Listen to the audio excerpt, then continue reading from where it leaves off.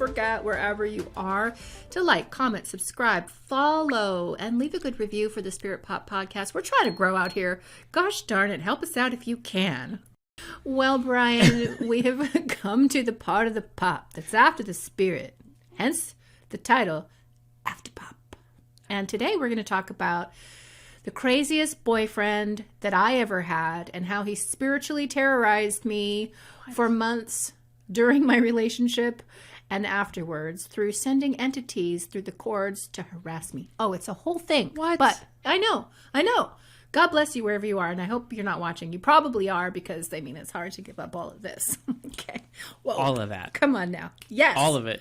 But we'll talk about that, because that was legitimately very weird. But before we do, I want to ask you a question.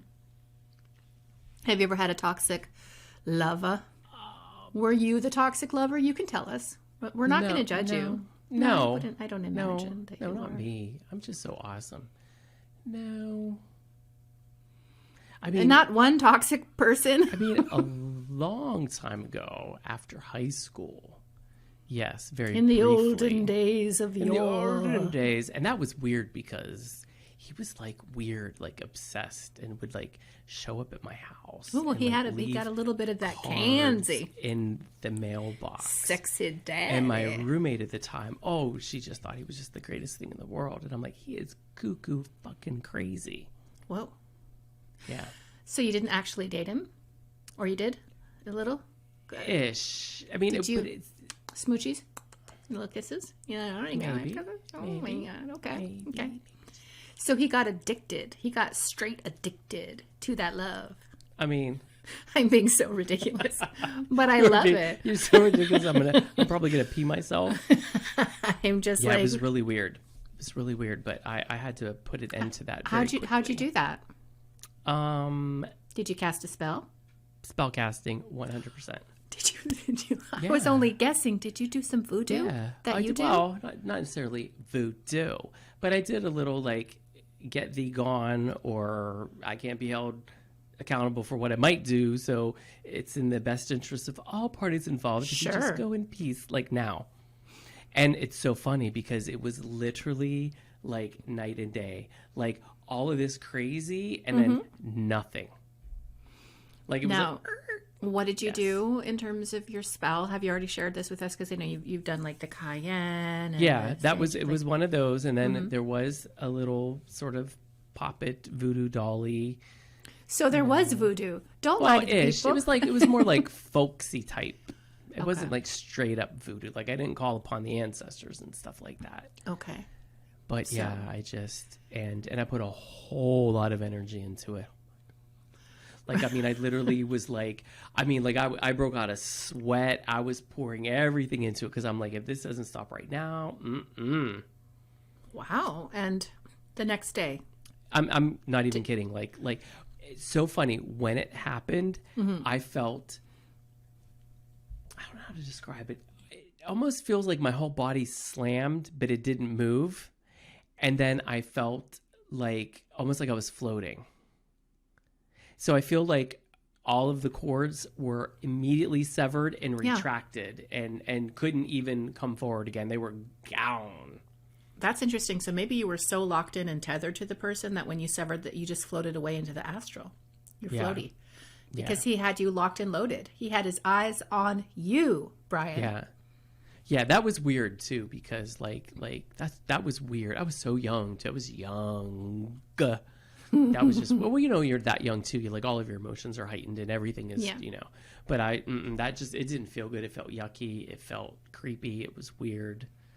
Well, speaking of creepy, I once dated a person, and I'm not going to lie about it. I loved this guy. It was one of those relationships where you just go off the rails on a crazy train. Like, I was over the moon and I put up with such ridiculous behavior. It was incredibly codependent and toxic, but I couldn't get enough of it. Okay. What do we call that? We call that dickmatized. We call that under dicknosis. I was in a trance. I was in a dick trance. But you were super young though, yeah? No. It was between marriages. Let's just put it that way. It was between marriages. Well, so you were in a vulnerable place emotionally. Yes. And I was, and this person was very intelligent This person was could articulate. I love brains on a person. Like, you got to be able to speak to my soul. Do you know what I mean? Yeah. And he was a great guy, but he ultimately got into an accident. And I'll leave it at that. And I'll just say it changed him profoundly. But I didn't get out of the relationship. Long story long, he was lying to me the whole time. And it was very bad for me. And by being in that relationship, I actually made myself physically quite ill and didn't look that good. And I was just getting weaker and weaker, like those Victorian ladies, get me the vapors. She's fallen. She's fainted and she's not waking up. I was just really traumatized overall.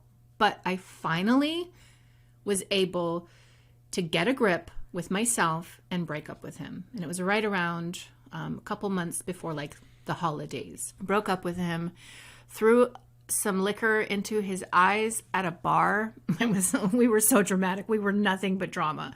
I just threw this drink in his face and he stormed out and I had to pay the whole tab. It was terrible, but I broke up with him.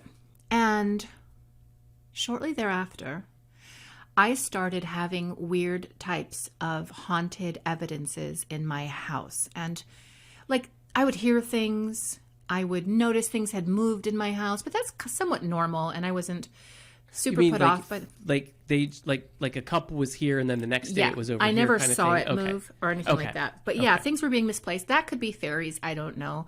But just weird things were happening in my home. And one night my daughter came to me and she said, "Did you see the man in the hallway?" And I said, "No."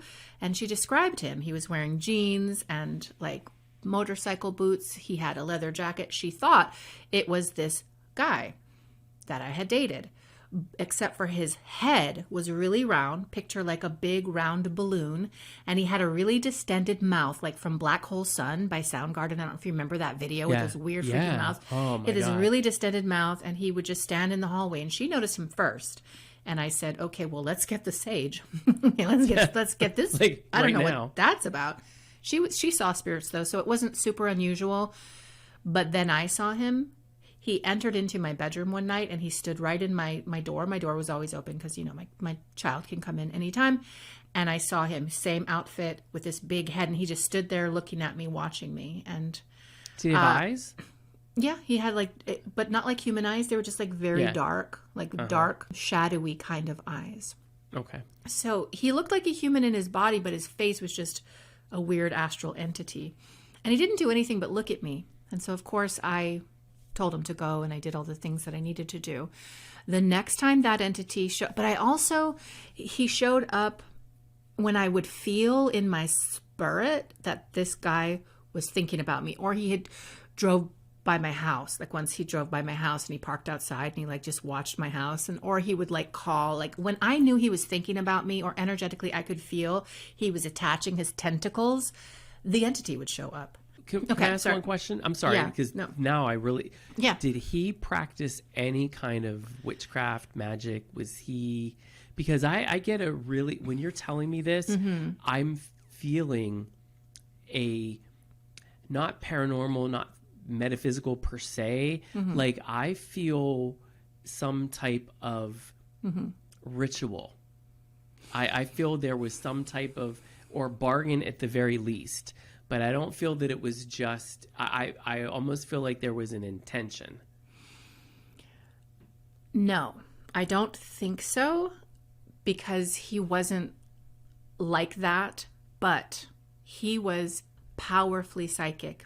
And well, that'll do it. He told me a story once, and I 100% believe it, because then he did it to me. So this is the story.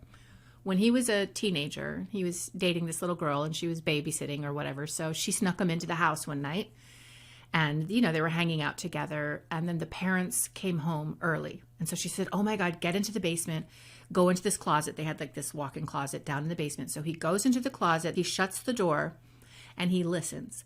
And he can hear above him, the parents walking around. And then he hears the car start. And he hears that his girlfriend has left the house. And now he's just in the basement in this closet by himself. So it must be the father who took the girl home, because somebody else is walking around the house. It was the mother. So she's walking through the house. She must have some sort of a sixth sense about it because she's looking around. And so she starts coming down into the basement, and he's just he's standing in this closet, freaking the F out because he knows she's going to walk into this closet. And so he says to himself, I am invisible.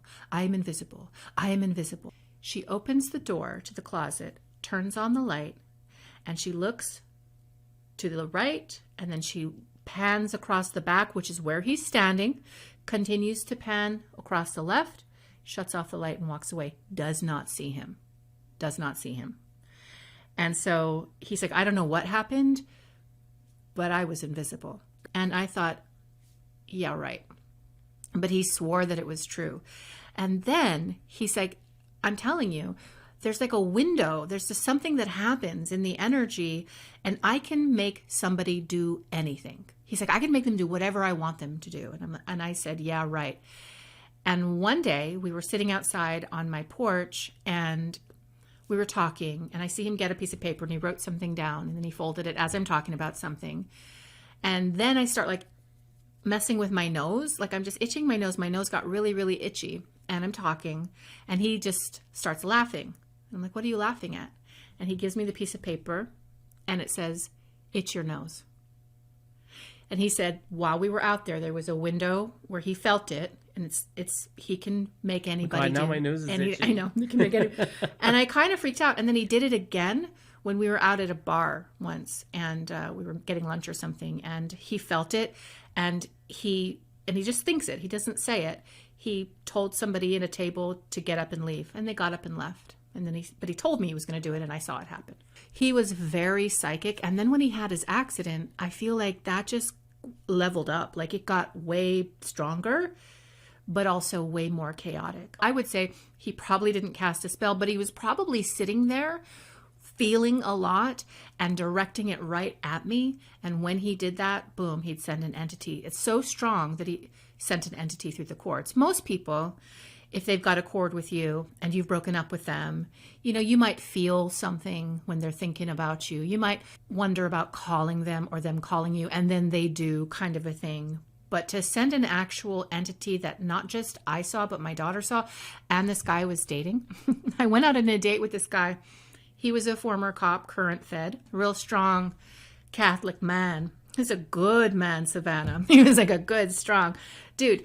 And he was driving me home, and he like turned to say something to me, and then he like swerved a little bit, and he sort of took a double take, and I'm like, what? Jesus Christ, what?